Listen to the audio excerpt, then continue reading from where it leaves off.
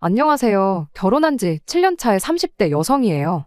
하고 싶은 이야기가 있어서 이렇게 사연을 보내게 됐습니다. 얼굴도 본 적 없는 사람들에게 제 이야기를 해본 적이 거의 없다 보니 좀 어색하지만 그래도 끝까지 들어주시고 해주시고 싶은 이야기가 있으시면 얼마든지 해주셔도 괜찮아요.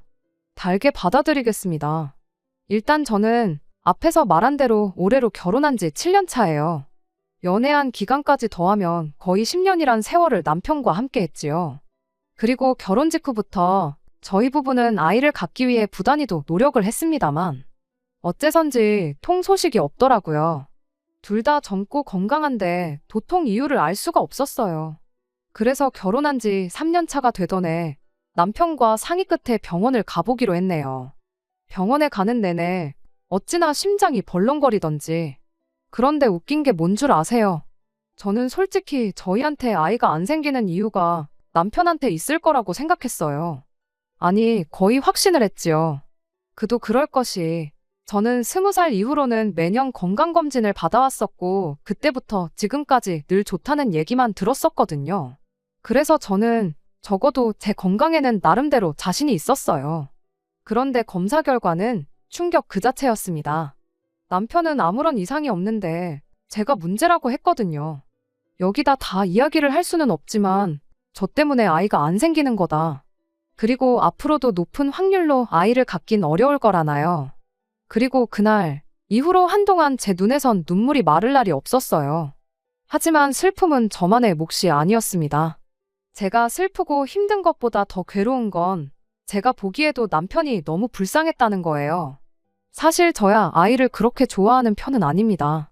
그래서 아주 오래전부터 결혼을 하더라도 아이를 꼭 낳아야 한다고 생각해 본 적은 없어요. 사랑하진 않지만 애 때문에 참고 산다는 부부들도 이해할 수가 없었고요. 하지만 저희 남편은 달랐습니다. 원래부터 애들을 아주 좋아했다고 했거든요. 그래서 저한테도 못해도 둘은 꼭 낳고 살자고 했었고, 그리고 제가 보기에도 남편은 분명 좋은 아빠가 되어줄 것 같았어요. 그래서 남편 소원대로 꼭 둘은 낳아주고 싶었는데, 그런데 이제 다 지킬 수 없는 약속이자 이룰 수 없는 꿈이 되어버린 거였죠. 그리고 차라리 남편이 너 때문에 망했다고 저를 원망하거나 화라도 냈으면 제 괴로운 마음이 덜했을까요?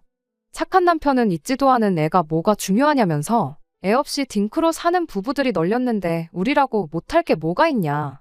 그러면서 저를 위로할 뿐이었습니다. 그리고 저는 그런 남편에게 무척이나 고마웠지만 한편으론 그게 그의 100% 진심이 아니란 건 알고 있었어요. 어쩌다 밖에서 아이를 데리고 나들이라도 나온 부부를 보게 될 때면 남편은 한동안 눈을 떼지 못했으니까요. 게다가 그런 남편의 태도보다 저를 더 신경 쓰이게 한 건 우리가 애를 가질 수 없다는 걸 알게 된 이후로 남편이 점점 더 시조카에게 사랑과 관심을 쏟아붓기 시작했다는 사실이에요. 그리고 솔직히 저는 그게 썩 좋지만은 않았습니다. 제가 시조카를 질투했다거나 그런 건 결코 아니고 시조카의 엄마인 신우의 태도 때문이었죠. 남편에게는 위로 2살 많은 누나가 있어요. 저희보다 몇 년 일찍 결혼해서 아이도 바로 낳았다 보니 시조카가 어느덧 10살입니다. 그리고 사실 남편은 결혼 전부터 시조카를 유달리 예뻐하긴 했어요. 저도 알고 있던 사실이고요. 그런데 저희가 아이를 가질 수 없단 걸 알고 나서는 그 예뻐하는 정도가 점점 심해져 갔습니다. 보통의 삼촌들이 조카들한테 하는 수준을 훨씬 벗어난 거죠. 처음으로 도가 지나치다고 느꼈던 건 병원에 다녀오고 몇 달 지났을 무렵이었어요. 아침잠도 많은 남편이 새벽 대바람부터 일어나서는 혼자 부엌에서 이리저리 바쁘더라고요. 그래서 뭐 하는 거냐고 물었더니 회사에서 먹을 도시락을 싸고 있다대요. 뜬금없이 웬 도시락을 싸는가 싶었습니다. 그도 그럴 것이 남편 회사에는 구내식당이 있어요.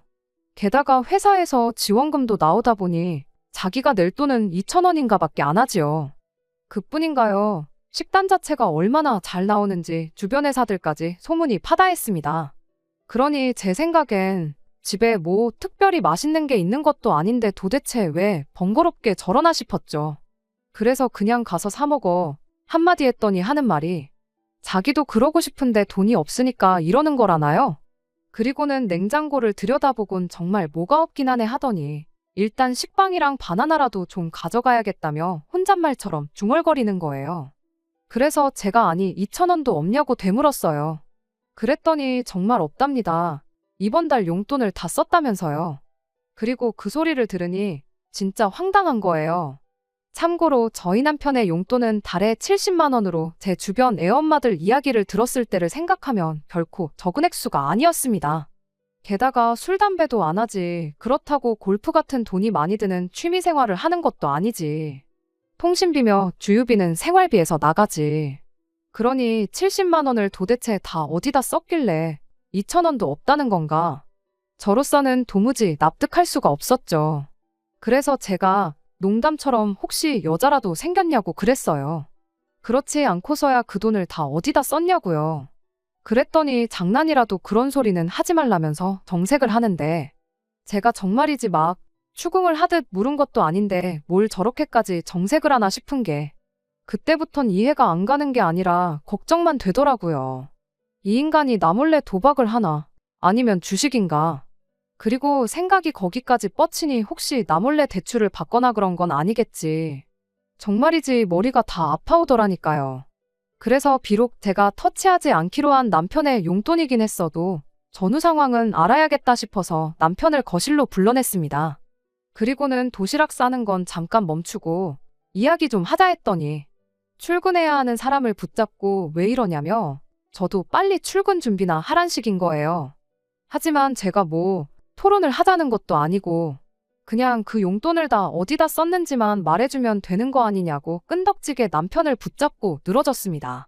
그랬더니 그제서야 남편이 하는 말이 조카한테 썼대요. 조카가 이번 달에는 갖고 싶어 하는 게 많아서 자기가 좀 무리를 했다나요? 황당했죠. 아니 조카가 갖고 싶은 게 많다고 왜 자기가 그걸 다 사주나 싶어서요. 하지만 더 저를 황당하게 한 건 그 이야기를 하는 남편의 태도였습니다. 담담하다기보다는 뭐랄까 너무 태연했거든요. 아무렇지도 않은 표정도 그렇고 그러다 문득 그럼 혹시 이번 달만 그런 거냐 물었습니다. 그랬더니 자기도 뭐가 좀 민망하긴 했는지 씩 웃더니 한다는 말이 그럴 리가 있냐. 정말 기가 막히더라고요. 그래서 아니 아무리 조카가 예뻐도 그렇지 매달 그 돈을 다 퍼준 게 말이 되냐며 언성을 좀 높였습니다. 그랬더니 남편이 좀 억울하단 표정으로 하는 말이 자기가 자기 용돈으로 알아서 한 건데 그렇다고 막말로 자기가 저한테 손을 벌리기라도 했냐 어쨌냐 하면서 저더러 그렇게 야박하게 굴지 말라는 거예요. 서운하다면서요. 그래서 남편한테 내가 더 서운하다 했습니다. 그리고 솔직히 그간엔 크게 신경 쓰진 않았었는데 남편이 저에게 해줬던 선물이라던가 저희 부모님께 드렸던 용돈이라던가 그런 것들이 머릿속을 스치면서 짜증이 확 올라오더라고요. 돈을 얼마나 썼는지로 따지는 게 치졸해 보일지도 모르지만 저나 저희 부모님이 남편한테는 시족하만도 못한가 싶었으니까요. 그리고 한편으론 신우도 참 어이가 없었어요. 아무리 지 자식한테 잘하니 좋아서 그랬다곤 쳐도 저희 남편이 자기한테는 동생이기도 하잖아요. 그러면 이렇게 안 해줘도 된다, 괜찮다 하고 거절할 만 하지 않나요?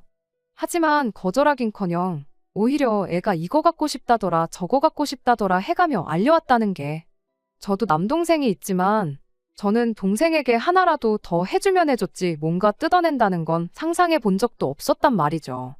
아무튼 제 생각엔 저희 남편이 본인 입으로 신우한테 더는 시조카한테 이거저거 못해준다 소리는 100% 못할 것 같았고 어쩔 수 없이 내가 나서야겠다 싶대요. 그래서 일단은 남편한테는 강하게 나갔습니다. 솔직히 마음 한켠에선 아침부터 하품쩍쩍해가며 도시락 싼다고 부산 떠는 남편이 안쓰럽기도 하고 그래서 그깟 점심값 몇 푼이나 한다고 가서 사 먹으라고 얼마라도 줄까 하는 생각도 있었지만 그랬다간 습관되지 싶어서 회사 나가서 밥을 빌어먹든 누가 먹다 남긴 걸 얻어먹든 알아서 하라고 했어요. 적어도 집에 있는 음식은 가져갈 생각은 꿈도 꾸지 말라고요. 그리고 신우한테 연락해서 주말에 다 같이 좀 만나게 약속 좀 잡으라니까. 남편이 자기가 나이가 몇 살인데 용돈 문제로 누나까지 불러내야 하냐면서 오히려 더 목소리를 높이더라고요. 그래서 당신 말 잘했다고 당신 말대로 당신 나이가 몇 살인데 용돈도 규모 있게 못 쓰고 그걸 시조카한테 다 털어주고 왜 아침부터 거슬리게 궁상을 떨고 그러냐고 받아쳤습니다. 그리고는 내가 차라리 당신이 어디서 돈을 흘렸다고 하면 한 번의 실수니까 이해를 하고 넘어갔겠지만 지금까지 내내 이 모양이었다 생각하니 우라가 치민다고 했어요.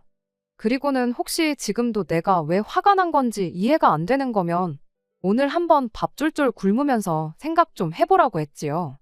이게 쪽팔린 일인지 아닌지도 헷갈리면 주변에 한번 물어봐도 괜찮다면서요. 그랬더니 계속해서 저더러 너무하네 어쩌네. 하지만 결국 저도 남편도 어쨌든 출근을 해야 했기에 제대로 된 결론 없이 대화는 흐지부지 되었습니다. 그런데 그 일이 있고 며칠 뒤 남편 서재를 정리하다 우연히 남편의 카드 명세서를 발견했어요. 그러면서 세금 문제 때문에 어차피 연말에 다 필요하다며 이메일로 받던 걸 종이로 바꿨다고 한 게 문득 떠올랐지요. 그리고 제가 원래 정말 집요한 사람은 아닌데 그날은 어째서인지 남편 방을 뒤져보고 싶대요. 카드 명세서를 보면 남편이 용돈을 어떻게 쓰는지 대충 사이즈가 나올 게 분명했으니까요. 그리고 그렇게 찾아낸 6개월치의 카드 명세서를 찬찬히 읽어내려 가다 보니 정말 가관도 이런 가관이 없었습니다. 고가의 타블렛부터 시작해서 몇십만 원짜리 게임기에 그뿐인가요? 키즈 카페를 비롯한 애들 브랜드 매장까지.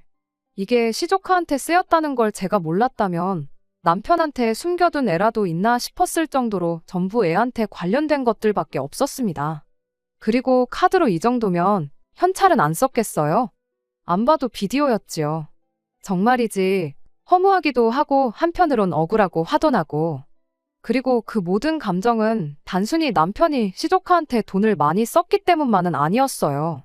돈이 많으면야 시조카한테 얼마든지 잘해줘도 좋지요.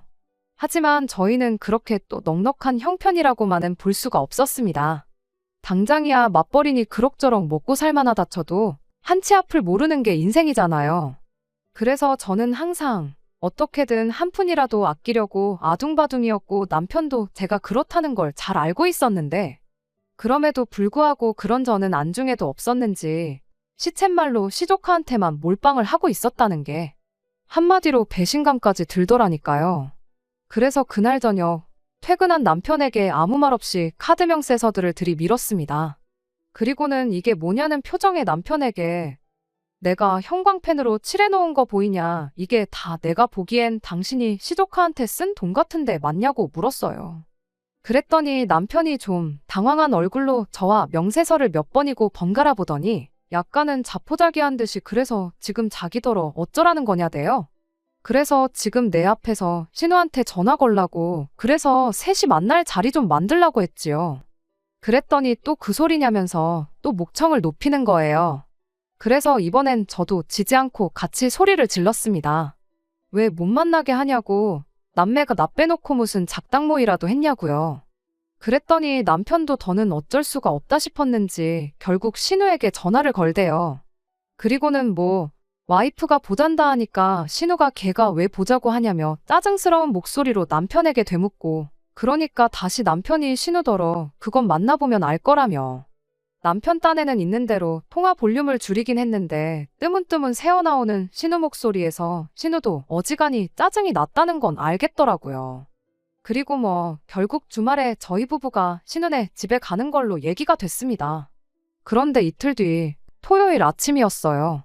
남편더러 얼른 가게 준비하라니까 하는 말이 배가 아프다면서 한 걸음도 못 걷겠다나요? 그러면서 신우네는 다음에 가야 할 것 같다는데. 그래서 그럼 당신은 집에서 쉬라고 나만 다녀오겠다 했습니다. 그랬더니 아주 그냥 있는 대로 얼굴을 찌푸리더니 무슨 도살장 끌려가는 소마냥 따라 나오는 거예요. 하지만 그러던지 말던지 남편이 그럴수록 저는 신우한테 할 말은 하고 와야겠다는 의지가 불타올랐습니다. 그리고 그렇게 1시간을 달려 신우네 집에 도착했어요. 그런데 현관문을 열어주는 신우가 오느라 수고했다 뭐 이런 말은 고사하고 일단 짜증부터 내기 시작했습니다. 주말에 남의 집에 이렇게 오는 거 매너 없는 짓인 거 모르냐면서요. 그리고 평소에 저라면 대번에 죄송하단 얘기부터 했을 텐데 그날은 며칠 전부터 남편 때문에 짜증도 나 있었고 그래서인지 여러모로 평소처럼 하고 싶지가 않더라고요. 그래서 형님도 한동안 저희 집에 아무 때나 오시지 않았냐고. 그래서 저는 당연히 괜찮을 줄 알았다고 그랬어요. 게다가 저희는 약속도 하고 왔지 않냐면서요. 그랬더니 밖에서 봐도 될 걸 굳이 집으로 왔다고 또 짜증을 내는데 솔직히 그건 제가 우긴 게 맞아요. 어떻게든 제 눈으로 집안을 한번 살펴봐야겠다 싶었거든요. 그래서 시누가모라건 더는 대꾸하지 않고 멀찍이 서 있는 시조카한테 외숙모가 심심해서 그런데 게임기 좀 시켜줘 했습니다. 그랬더니 시조카가 아주 울상을 하고는 게임기 없어요 그러는 거예요. 그래서 왜 게임기가 왜 없어 하고 물으니 신우가 불이나 켜와서는 한다는 말이 아는 사람이 빌려달래서 빌려줬답니다.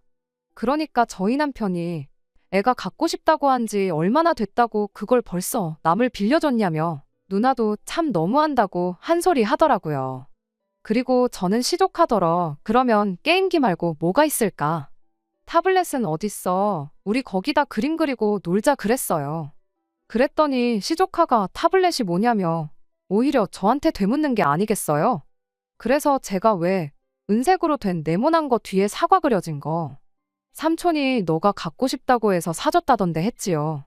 그랬더니 시조카 말이 자기는 그게 뭔지도 모른다대요. 그러니까 이제 남편도 좀 황당하단 얼굴로 네가 엄마한테 갖고 싶다고 졸랐다며 아니야 하고는 되묻더라고요. 그러니까 신우가 또 손사래를 치면서 하는 말이 애가 뭘 아냐면서 한동안 TV에서 광고 나오고 할 때는 사달라고 난리를 치더니 저런다며 자기 자식더러 애가 이상하다는 거예요. 그래서 애들이 변덕이 심하긴 하죠. 하곤 제가 대충 대꾸하고는 그래도 타블렛이 있긴 있을 거 아니냐고 좀 가져다 달라고 했어요. 그랬더니 애 공부 때문에 감춰놓은 거라 안 된다는 거예요. 그래서 아니 애 줄 게 아니고 제가 지금 좀 쓰려고 한다니까. 신우가 저더러 왜 사람을 귀찮게 하냐며 버럭 짜증을 내는 게 아니겠어요? 그런데 이번엔 오히려 남편이 먼저 신우한테 말꼬리 그만 잡고 타블렛 갖고 와보라며 목소리를 높였습니다. 그러니까 좀 전까지 짜증스럽던 모습은 어디 가고 신우가 안절부절을 못하더라고요. 그리고는 결국 우여곡절 끝에 그간 남편이 시조카한테 사준 물건들 중 일부인 장난감 몇 개와 옷 몇 벌을 확인할 수 있었습니다. 정확히 표현하자면 그것들만 남아있어서 그것들만 확인할 수 있었죠. 그리고 그제서야 남편도 어느 정도 상황이 파악된 듯 했습니다. 신우한테 내가 사준 건 다 어쨌냐고 얘기나 한번 들어보자고 했으니까요. 그러자 신우가 하는 말이 니들은 애를 안 키워봐서 모르겠지만 애들이 원래 변덕이 죽을 듯하고 실증도 금방 느낀답니다. 그래서 애가 안 쓴다 싶으면 자기가 다 중고로 팔아서 없는 거라는 거예요. 그리고는 하는 말이 그까짓 거 중고로 팔면 얼마 나오지도 않는다면서 그나마도 생활비에 보탰었다고 그러니까 그러려니 하고 넘어가라나요? 뻔뻔한 신우의 태도에 제가 다 황당하더라고요. 게다가 남편을 살펴보니 남편도 화가 있는 대로 난 눈치였어요. 그도 그럴 것이 자기는 갖고 싶은 것도 못 사고 밥도 굶어가며 사준 것들인데 그걸 죄다 팔아치웠다고 하니 화가 안 난다면 그게 더 이상한 일이었지요. 남편은 긴 한숨을 내쉬더니 신우더러 생활비가 모자라면 차라리 빌려달라고 말을 하지 왜 애를 팔아서 그런 짓을 했냐고 물었습니다. 그랬더니 신우가 황당하단 얼굴로 빌려달라면 곱게 빌려줬을 거냐면서 그리고 빌린 돈은 갚아야 하지만 네가 시조카 사준 물건들은 말 그대로 선물해 준 거 아니냐고. 그러면 그 소유권이 시조카한테 있는 거니까 그거 팔아서 나온 돈도 시조카 돈이나 마찬가지고 자기는 시조카의 보호자니까 그 돈을 쓸 권리가 있다나 어쩐다나. 말 그대로 궤변을 늘어놓더라니까요. 그런데 사실 저희 신우가 처음부터 저렇진 않았어요. 제가 남편하고 결혼할 때만 하더라도 성격이 대단히 좋았다거나 그런 건 아니었지만 그래도 사람이 상종 못하겠다 싶을 만큼 뻔뻔하고 억지를 쓰는 그런 스타일은 아니었단 말이죠.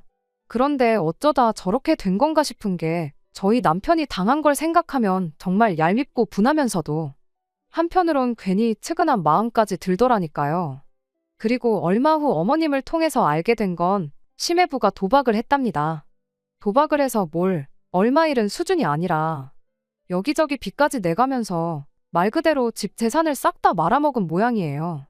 그러면서 어머님이 신우 상황이 그러하니 저더러 이번 한 번은 그냥 넘어가라고 당신이 나중에 기회 봐서 잘 알아듣게 이야기하시겠다고요. 그래서 저도 마음 같아선 누나가 돼서는 동생 뜯어먹고 사는 게 할 짓이냐고 인생 똑바로 살라고 퍼붓고 싶었는데 꼭 참았습니다. 아예 두 번 다시 안 보고 살 거면 모를까. 그래도 어쨌든 가족이니까 제 나름대로 한 번의 기회는 줘보기로 한 거죠. 다만 남편한테는 단단히 일러뒀어요. 시조카를 예뻐하지 말라는 건 아니지만 뭐든지 적당히 도를 지나치지 말라고. 다른 사람들이 봤을 때 상식선에서 납득 가능한 수준으로만 했으면 좋겠다고요. 그랬더니 남편도 자기가 생각이 짧았다면서 미안하답니다.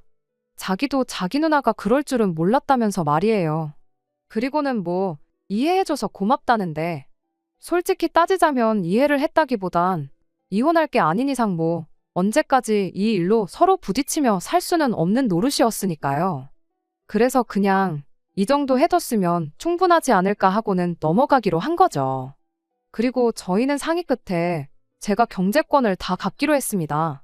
제가 남편더러 이번 일로 당신에 대한 신뢰를 전부 잃었으니 경제권을 저한테 이임하라고 했거든요. 그랬더니 남편도 순순히 알겠다고 하대요.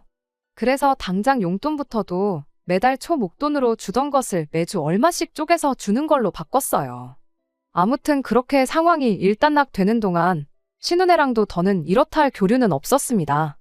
신우도 그렇고 심해부도 그렇고 여러 가지로 쪽팔려서 그랬는지 시댁에도 잘 안 온다고 하더라고요. 그러니 저희 부부랑은 더욱이 마주칠 일이 없었죠. 그리고 그렇게 한 2년쯤 지났을까 웬일로 신우한테 연락이 왔어요. 예전보다는 한층 밝아진 목소리로 그동안 잘 지냈냐고 묻는데 정말 우리 사이에 아무 일도 없었던 것처럼 얼마나 친했던 사이처럼 물어오니 제가 다 당황스럽더라니까요. 그래도 일단은 잘 지냈다고 형님도 잘 지내셨냐 물었습니다. 그랬더니 자기는 요즘 살만 난다대요. 빚도 다 갚고 여유가 생겼다면서. 그리고는 조만간 한번 다 같이 만났으면 좋겠다는 거예요. 자기네 애가 저희를 그렇게 보고 싶어 한다면서요. 그래서 알겠다고 했어요. 아닌 게 아니라 사실 저희 남편도 시조카가 어떻게 지내는지 늘 궁금해하고 보고 싶어 했었거든요. 그러니 뭐 언제까지 안 보고 살 게 아닌 이상 이젠 만나는 게 맞다는 생각이었죠. 그리고 그렇게 다시 어느 다른 가족들처럼 저희도 신은혜와 왕래를 시작했습니다. 시조카도 시조카지만 남편이 한층 밝아진 것 같아서 제가 다 좋더라고요. 그런데 올해 초쯤 신우가 한 가지 제안을 해왔습니다. 이제 곧 시부모님 칠순도 있고 그러니 개를 하면 어떻겠냐는 거였죠. 사실 칠순뿐만이 아니라 두 분 다 나이가 있으시니 병원에 가실 일도 많아지실 거고 그런데 그럴 때를 위해서 개를 해놓으면 누가 돈을 낼 건지 서로 눈치 게임할 필요도 없다면서. 그리고 실은 자기가 예전부터 개를 하자고 하고 싶었는데 그땐 자기가 형편이 안 돼서 말을 못했다며 이젠 할 수 있을 것 같으니 같이 하자 뭐 그렇게 이야기를 하대요. 그리고 신우 말을 들어보니 나름대로 일리가 있더라고요. 실제로 뭐 주변에서 이야기하기를 시부모님이 갑자기 쓰러지셔서 병원비로 얼마가 들었네. 여행을 보내드리느라 얼마가 깨졌네. 그런데 신우 말대로 개만 제대로 해놓으면 그런 일이 있을 때 대처하기도 쉽겠다 싶었죠. 그래서 한 달에 10만 원씩 그렇게 개를 시작했습니다. 다만 한 통장으로 묶지는 않고 신우네는 신우네대로 저희는 저희대로 따로 모으기로 했어요. 그런 식으로 하는 개가 어딨나 싶으시겠지만 신우의 전적이 있다 보니 도저히 거기다 맡길 수는 없었으니까요. 게다가 신우는 신우대로 그래도 자기가 윗사람인데 자기가 관리하는 게 맞지 자기가 매달 저한테 이체를 하는 건 모양 빠져서 싫다는 식이었고 그래서 뭐 그렇게 흔하지 않은 형태의 개를 하게 됐네요. 그리고 여기까지는 사실 별 문제가 없었습니다. 그림이 이상할 뿐이었지 각자 알아서 매달 돈을 저축하는 개념이었으니 시부모님을 모시고 외식을 하러 가더라도 두 집이 딱 반씩 부담하면 됐으니까 깔끔하더라고요.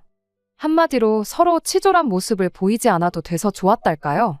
그런데 결국 일이 터졌습니다. 그날도 시부모님을 모시고 교회에서 식사를 하고 있었는데 대뜸 신우가 올 연말에 온 가족이 다 같이 가까운 일본이라도 다녀오면 어떻겠냐고 하대요. 그런데 저희 부부는 이미 일본을 몇 차례 다녀오기도 했고 그래서 영 내키지가 않았습니다. 게다가 신우네랑 왕래는 하고 있었다고 해도 어디 가서 같이 자고 그럴 정도로 편하지는 않았거든요. 그래서 저희 부부는 빼고 다녀오시라고 했어요. 저희는 저희대로 다음에 시부모님 모시고 따로 다녀오겠다고요. 그런데 저희가 그렇게 이야기를 하니 시부모님께서 그래도 다 같이 가야 재밌지 않냐며 말 그대로 서운한 티를 팍팍 내셨습니다. 그리고는 이게 다 당신들이 자식 농사를 잘못 지어 그렇다며 왜 이렇게 우리 애들은 남매간에 우애가 없는지 모르겠다 하시는데 남편은 바닥만 보고 묵묵부답이지 신우는 신우대로 이게 다 자기 때문이라며 시부모님께 죄송하다 그러지. 그러니까 순식간에 제가 제일 나쁜 사람이 돼버렸더라고요. 그래서 결국 알겠다고 같이 가겠다고 했어요. 그리고는 마음을 고쳐먹었습니다. 어떻게 보면 또 이번 기회로 가족들 간에 더 끈끈해질 수도 있고 뭐 어머님 아버님한테 효도한다 생각하면 그깟 며칠 참아보자면서요. 그런데 며칠 뒤 신우한테 연락이 왔습니다. 한껏 들뜬 목소리로 저희 귀찮을까봐 자기가 여행 계획을 짰다고요. 그래서 제가 혼자 하시느라 힘드셨겠다고 했더니 좀 힘들긴 했지만 괜찮다면서 아무 걱정 말고 자기만 믿고 따라오라대요. 그래서 저는 그래도 한번 다 같이 만나서 이야기는 나눠봤으면 좋겠다고 했습니다. 어딜 갈 건지 뭘 먹을 건지 그런 정보도 하나 없이 무슨 유치원생들 소풍 가는 것도 아니고 신우 뒤만 졸졸 쫓아다닐 수는 없다 싶었으니까요. 그랬더니 신우는 좀 전과는 달리 한껏 날카로워진 목소리로 정 그래야겠으면 알겠다고 하대요. 그런데 만날 시간은 안 되니까 전화로 얘기하자길래 그러자 하곤 남편까지 불러냈습니다. 그리고 그때부터 스피커폰으로 신우가 여행 일정을 불러주는데 당장 첫날 도착하자마자 놀이공원을 간다는 거예요. 그래서 제가 어머님 아버님을 모시고 놀이공원을 가자는 거냐니까 그래도 거기가 유명한 곳이니 가보는 게 좋겠다나요? 게다가 그뿐만이 아니었습니다.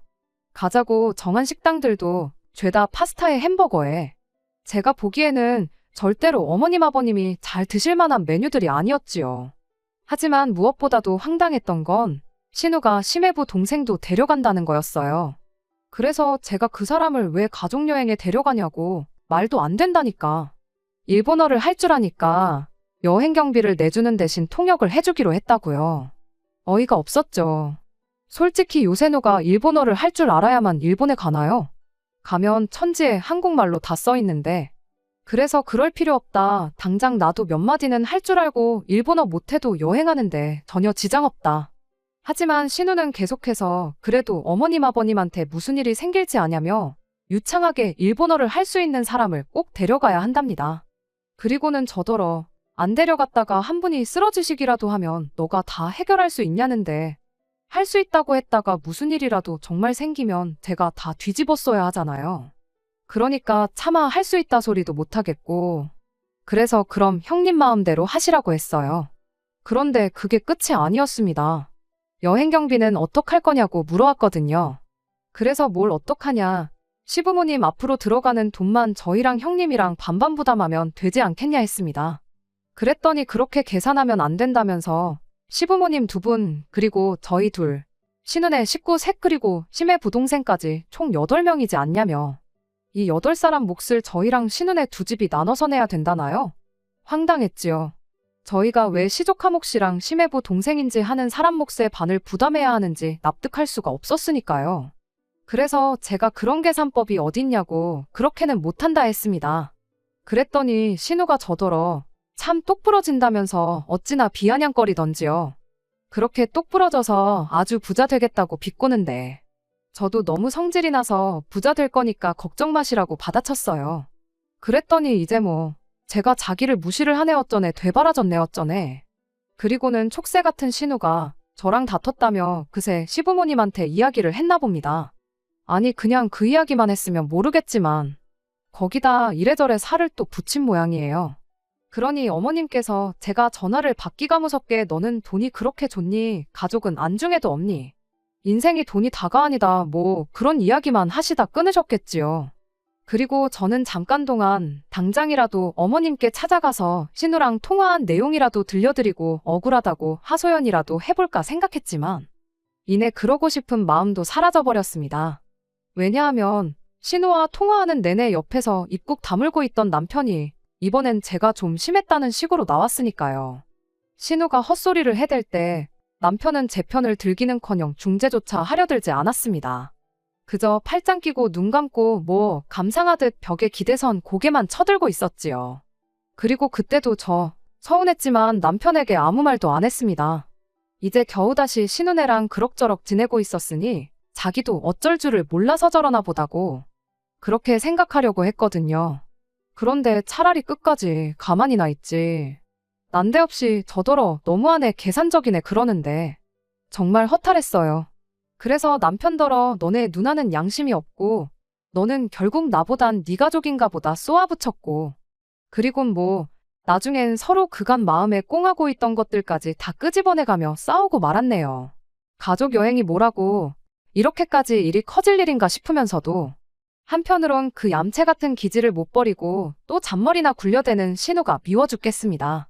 왜 자꾸 눈에 뻔히 보이는 수로 야가 빠지게 행동을 하는 건지. 그리고 그래도 핏줄이 뭐라고 그런 신우 편을 드는 남편도 참으로 이해할 수가 없네요. 안녕하세요. 일전에 개념 없는 신우 때문에 남편하고 부부싸움했다는 사연을 보냈었는데 기억하실지 모르겠어요. 잘 지내셨나요? 저는 뭐 잘 지냈다기보다는 이런저런 일들이 있었습니다만 결국은 이혼하기로 했어요. 사실 부부 사이에 아예 안 싸우고 살 수는 없죠. 그리고 저희라고 그동안에 안 싸우다 처음 싸운 것도 아니었고요. 하지만 이번엔 싸움도 컸고 무엇보다 신우는 물론이고 시부모님까지 남편이 옳고 제가 그르다고 하니 더는 뭐라 할 말이 없대요? 물론 그분들이 제 편을 들어줄 거란 기대는 애시당초 없었습니다만 그래도 막상 그렇게 한 가족이라고 똘똘 뭉쳐서는 저만 나쁜 사람으로 몰아가니 저도 뭐 더는 어쩔 도리가 없더라고요. 그리고 무엇보다도 어머님의 한마디가 비수가 되어 제 가슴을 후벼 팠어요. 어차피 너 때문에 너네 부부는 애도 못 갖는데 뭐 한다고 그렇게 돈을 움켜쥐고는 안 놓으려고 하냐면서. 심보가 고약하니 몸이 그런 거라고 하셨거든요. 그리고 그 한마디를 딱 듣고 나니까 뭐 더는 아무 생각도 안 들었어요. 그런 말을 듣고도 결국 여행을 같이 가는 제 모습이 얼마나 초라하고 우스울지도 상상이 안 되고 그리고 한번 그러고 나면 이제 툭하면 그런 말씀으로 제 마음을 긁어내고 상처를 주실 텐데 그럴 때마다 제가 버틸 수 있을 것 같지도 않았죠. 그래서 남편에게 재산 정리해서 이혼하자 했습니다.